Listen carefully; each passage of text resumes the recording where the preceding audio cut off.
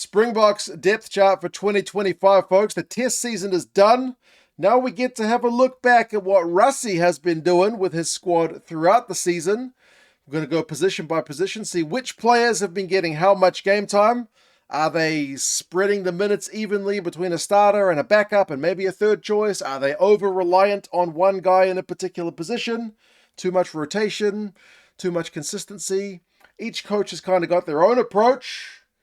But we're going to start with the Boks because they finished the year number one, started and finished number one in the world, and just see what Rassie has been doing. We are going to talk about a few kind of key points, having looked at all the numbers for the Boks. It does look like some of the old guard guys are potentially being moved on as Rassie builds a bit more depth in some of the youth. Also, he seems to be making use, he's always been a big man on utility guys, but also getting into the kind of hybrid players as well. And then there's still going to remain the question, are they getting too old? Which has been a question for a number of years now, as Rassie has kind of largely kept with the core of that 2019 Rugby World Cup squad. But as I said, we'll go through position by position.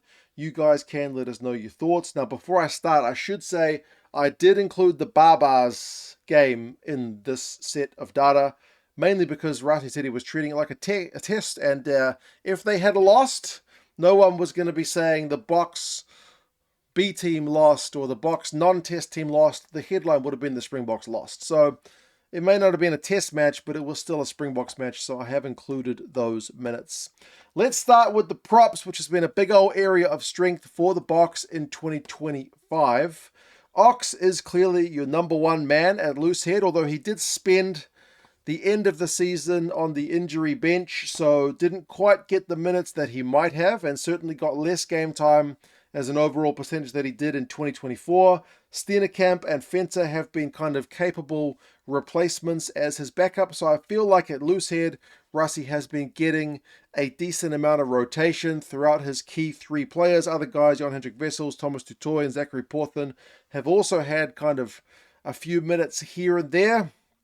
But between Ox, Gerhard, and Bohan Venter, I feel like he's getting a decent amount of rotation. As I said, a little bit forced on him by Ox's injury. And you got to remember, Steven Kitshoff ended up not coming back due to that injury he suffered to his neck.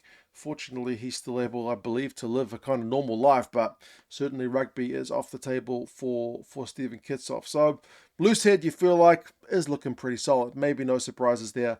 Hooker maybe is one of the areas where you look at and go, you've got a lot of your eggs kind of in one basket, and that is the World Player of the Year, Malcolm Marx basket. He's 31, so he's still got a number of prime years to come.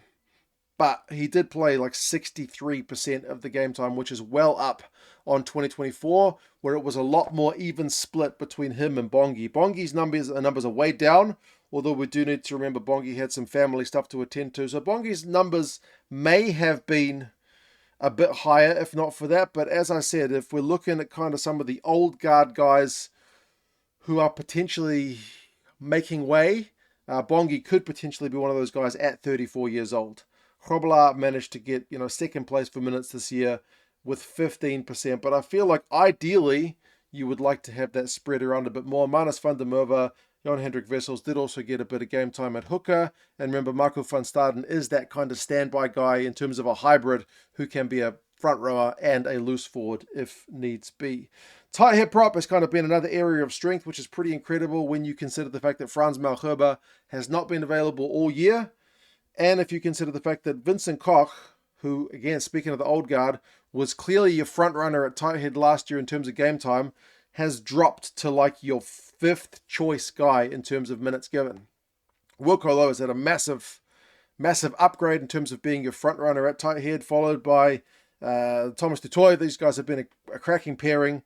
And then all the other guys are kind of on less than 10% token minutes, really. It's mainly been Wilco Lowe and Thomas du Toit, in Labakanya, Nathan Fouché, Vincent Koch, and again, Zachary Porthen. So all that without Frans Malherbe.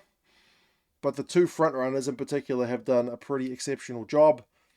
It'll be interesting to see what happens when Frans gets back. But as I said, Vincent at 35 seems to be one of the guys who obviously you can call on in an emergency, break glass, call on Vincent Koch. But it does seem like he's potentially one of those old guard guys making way. Tighthead lock, Eben. Another one of the guys who's in that age range to potentially start making way at 34. Obviously had a controversial way to end the season, but he's still your front runner in terms of the amount of minutes he played, although it is a lot lower than last year. Last year, Eben played close to like 70% of the game time in the locks for South Africa, albeit I seem to remember last year South Africa had a lot of injuries at lock, so you had like Peter Steff filling in at lock and whatnot. This year they had more guys available with Lut Diacha being back. But Eben played less game time, but was still your front rower, followed by Snyman, Klein. You had a bit of Marat, and like Lut Diacha, a little bit of cover, and Kobus Visa there as well. But largely, the main three guys are there in the image. And then loose headlock, Ruan Nokia. He's obviously gotten a bit more game time, again with injuries and suspensions, like Franco Mostert would have probably been free to play and start. But remember, Rassie's policy after his red card rescinded was if he didn't train, he doesn't play. So it meant more game time for Ruan Nokia, 66%. He is the single most chosen player in any one position for the Boks in 2025.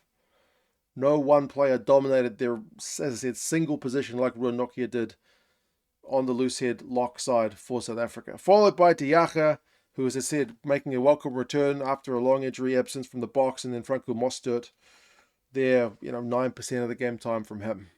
But certainly Ruan Nokia has really led the way. I'm not sure he really gets the plaudits, but he's been an ever reliable presence in that Bok second row.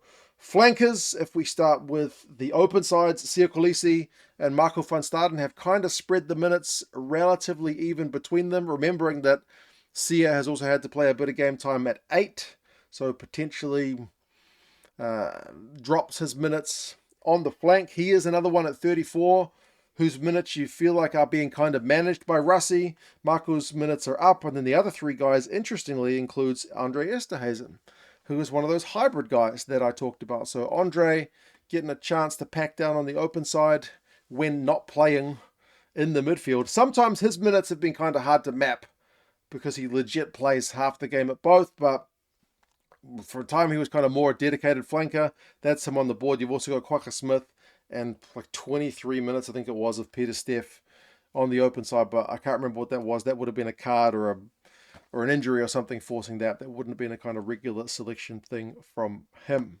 The blind side, Peter Steff is there as your main guy. He's played a bit more on the flank this year compared to last year, where he did play a bit of lock. Not called upon to do that this year. He is 33, doesn't look to be slowing down whatsoever. But he's another one of these, not quite as much as Nokia, but another one of these guys who's really, really dominant in his position. It's maybe a little bit disappointing that we didn't get to see a bit more of Ben Jason Dixon, because he does seem, in terms of his build, to maybe be the most like-for-like replacement for Peter Steff. No one's going to replace Peter Steff. He's a generational player, but yeah, Ben Jason Dixon was your fourth choice guy. I think he got like 40-odd minutes this entire year, which is a little bit disappointing because he did get more game time last year. Franco Mostert is there as your second choice, and Vincent Chituka did get 2 early games this year. I think it was the Barbars, and was it the second game of the Boks season? But then we haven't seen him back in the green and gold. Kwagga Smith and Andre Esterhuizen also with kind of token game time on the blind side for the Boks. And then number 8, it's been the Jasper Wiese show. He was your number 1 guy last year. He continues to be your number 1 guy. He's probably your only really regular specialist number 8 starter for the Boks. Like Kwagga Smith is there, Siya Kolisi is there, you've got Visa, Van Staden, Dupria, Ivan Rus, all these guys, but Kwagga's not really a specialist number 8, right? He's a bit of a Swiss Army knife. He can be a flanker, he can probably jump into the back line if needs be. Yeah, Visa is your specialist number 8. We've got to remember that there's been no Elric Lowe and no Cameron Hanekom this year as well. You feel like if those guys were both fit and available, certainly they would have been sharing in this mix of the game time. But currently, Jasper Wiese there, with around about half the game time, has been your regular number 8. And then 9 is an interesting one because you got 35-year-old Kobus Reinach, who swapped places with Grant Williams this year as the leading guy. Grant Williams got more minutes than Kobus last year. This time they swap. It's not a heck of a lot of difference, just under 100 more minutes for Kobus than Grant. But Grant is another one of those kind of utility guys because he's played on the wings as well. Usually in a pinch, but that is kind of a string in his bow, I guess, with Grant Williams. You've also got Morne van der Berg, who got a substantial increase on his game time this year. But then there's Faf. If we're speaking about these old guard guys, Faf is your fourth choice guy. Got about 40 minutes of rugby for the Boks this year. But interestingly, he was also the fourth choice guy in 2024 as well. But yeah, it's been more about the 35-year-old Korbas in 2025. 10, it's three guys. It's Sasha, it's Mani, and it's Hondre. Hondre's gone from first choice to third choice. But I understand Rassie's I feel like Hondre is one of the exceptions maybe to the old guard thing, in terms of Hondre doesn't need to play every game for the Boks because he's won 2 World Cups with them already. As long as you keep him in the fold, give him a bit of game time, he's going to show up when you need him to do Hondre Pollard stuff. But Sasha, still a pretty young man, will genuinely benefit and improve with the extra game time that he's getting. And I feel like Mani Libbok's making a pretty decent career as this kind of super sub from the bench. So I feel like 10 is quite a nice split between these main three guys. Like I said, Hondre doesn't need to play every week. He doesn't need to start every week because he's already kind of been there and done that, but he is still in the squad. Midfield, you got a lot of minutes invested in Damien de Allende at inside centre. 60% of the game time is certainly your main guy. And then Andre Esterhuizen has also played in the midfield along with flank. So there are some games when he was largely based in the midfield, packed down scrums, and then went back to his midfield role.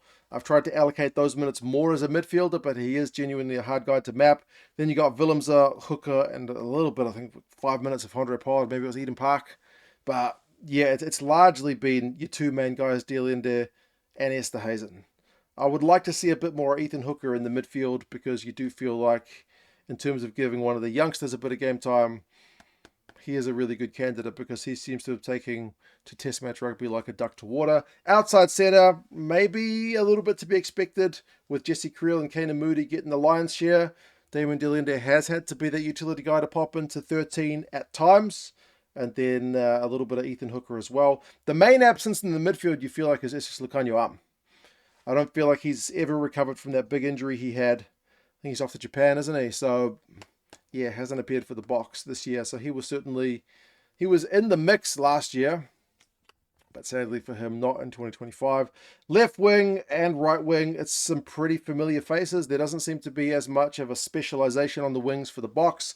Left, it's Arendse, Hooker, and Moody as your main three guys, with Colby and Mapimpi, plus a little bit of Grant Williams, Edwin van der Merwe, and Apollo Fassi there as well. So it's a bunch of names there on the left wing.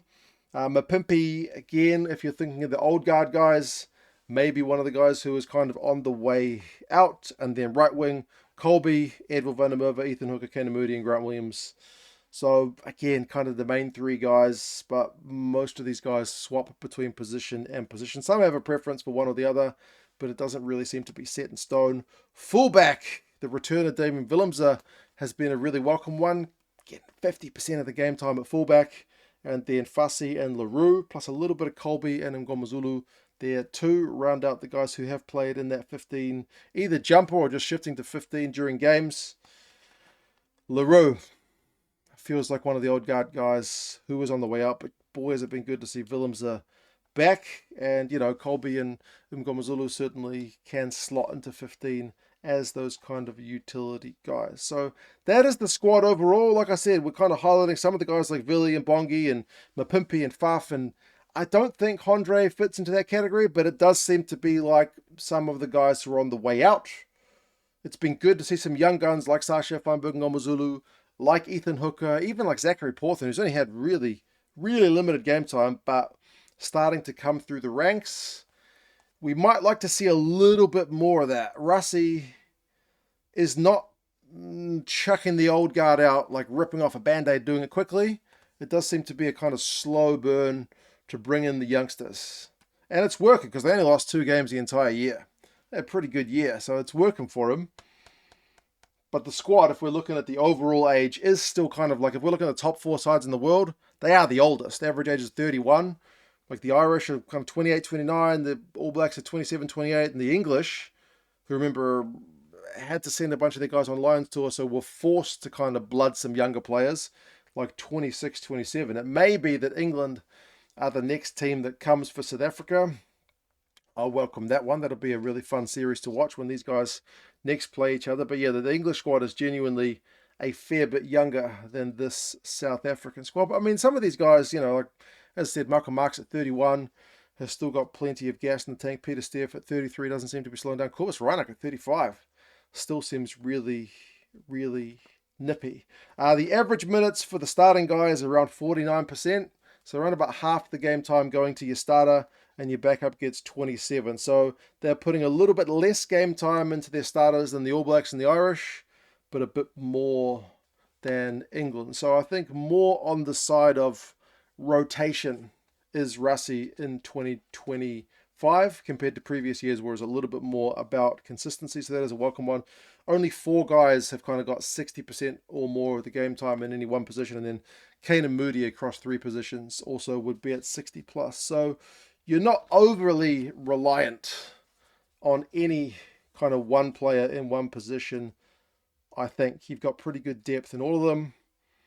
If you lose Malcolm Marx, that would certainly be a pretty big loss at hooker for the Boks. But yeah, that is the Boks depth chart for 2025. You guys let us know your thoughts. These videos take a wee while to prep because I got to go through all the games and map all the positions and the minutes and the subs, and I cut all the yellow card times out and whatnot, so it can be a bit of a pain in the backside, but I like seeing the results. I do think it's kind of interesting to see how the teams are tracking. So if you enjoyed all that, feel free to give us a subscribe or a like. I would appreciate it. But yeah, you guys let us know your thoughts on the Boks. Are they rotating fast enough? Do you want to see more young guns come in, or are you pretty much happy with the way Rassie is managing it at the moment? Take care, folks, and I'll talk to you guys again soon. See you later.